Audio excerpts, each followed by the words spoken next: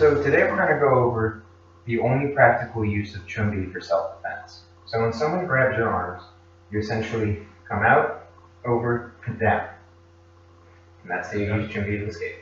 Another way you can do it is to come up, over, and down, and that'll get out also. Okay. Thank you, it's fine. Now, there are multiple ways to actually do Chumbi, so I'm going to show you the different ways you can do it in Taekwondo. The first is to cross, bring over, and step out. That's in Chunga Kwan. In Muda Kwan, they start here, bring their hands up, over, and down. Another way you can do this is called the Choreo Chumbi. It's where you... Another way from Kempo is, they do that in the American Kempo system. Now, my preferred method is the triangle choreo. It actually looks a lot better. Now, a lot of people try to put a lot of force into it, but you don't actually have to. All you have to do is kind of shake your arms and it'll come up, and it looks the exact same for tournaments. So let me show you. Boom. You have a triangle.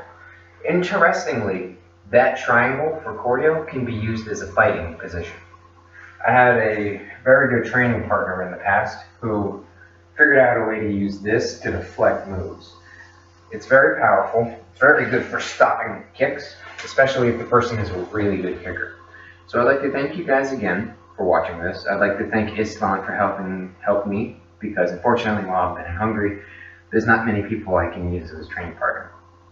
He had really big hands. I've actually got some marks on me from it. So I want to thank you guys again for watching, and I hope you guys have a wonderful day. It is rainy as hell here. Hello again. So I realized I forgot to mention a couple of things while I was going over how to use Chumbi as a practical self-defense. To begin with, if someone's going to grab you, chances are they're not going to grab both of your wrists. So there's a good chance you will never get to use that technique I just showed you in self-defense. Now, the reason I made that video was to point out that there are a lot of techniques that people say are absolutely useless in martial arts. That's not true. You need to find a way to make them useful. So, such as a double knife hand to the head, there's a whole bunch. A lot. That honestly people don't practice because they think there's no way they're ever going to use it. Now, just because you're never going to use Chumbi as a self-defense does not mean you should not think about how it can work as a self-defense. So that's really all I wanted to add. I want you guys to think about all the techniques that you use in martial arts and how to apply them in different ways. Apply them practically. You may never get to use it. And, for example, if you're ever attacked, chances are you're going to be sitting down. Think about how you're going to defend yourself. Are you just going to jump up if there's a knife pointed at you? Probably not. So what do? You need to think carefully about what these techniques are used for. You don't want to make up stuff that's absolutely useless, such as my teachers taught me with that.